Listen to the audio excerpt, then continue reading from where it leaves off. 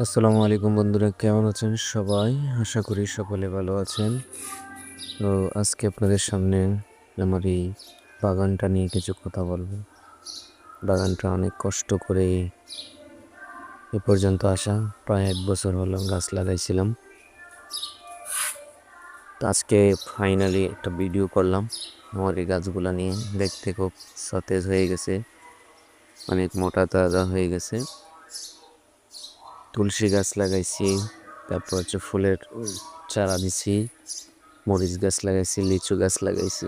এগুলো একটু আগের চেয়ে একটু আহ, অনেক সুন্দর হয়েছে, ভালো লাগতেছে। আসলে নিজের হাতে গাছ লাগাইলে যখন এই গাছে ফল ধরে বা গাছটা পুষ্ট হয় তখন অনেকটা মনটা ভরে যায়। যদিও তেমন কিছু না, কিন্তু অনেকটা বেটার ফিল হয়। আপনিও চাইলে একটি গাছ লাগিয়ে দেখতে পারেন যে কতটা প্রফুল্লতা, আনন্দ দেয়। নিজে একটি গাছ লাগালাম, সেই গাছ যদি বৃদ্ধি হয় অনেক আনন্দ লাগে। তো গাছের প্রতি একটু মায়া, সবাই একটু গাছ লাগাবেন। আশেপাশের খালি জায়গাগুলা গাছে পরিপূর্ণ করে রাখবেন, দেখতে সুন্দর লাগবে এবং পরিবেশের ভারসাম্য রক্ষা করবে। তো বন্ধুরা, তো আমার গাছগুলো দেখতে কেমন হয়েছে আপনারা কমেন্টে জানাবেন। খুবই সুন্দর, আশা করি একটা কমেন্ট হবে।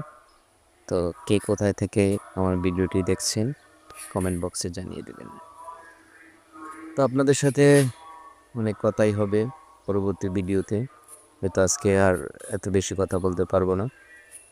শুক্রবার যেহেতু জুমার প্রিপারেশন আছে, সবাই আহ, জুমার দিন সঠিক সময়ে আজানের পরপরই মসজিদে চলে যাবেন। এর জন্য অনেক অনেক পরিমাণ নেকি পাবেন, যা বাসায় কল্পনা করার মতো না।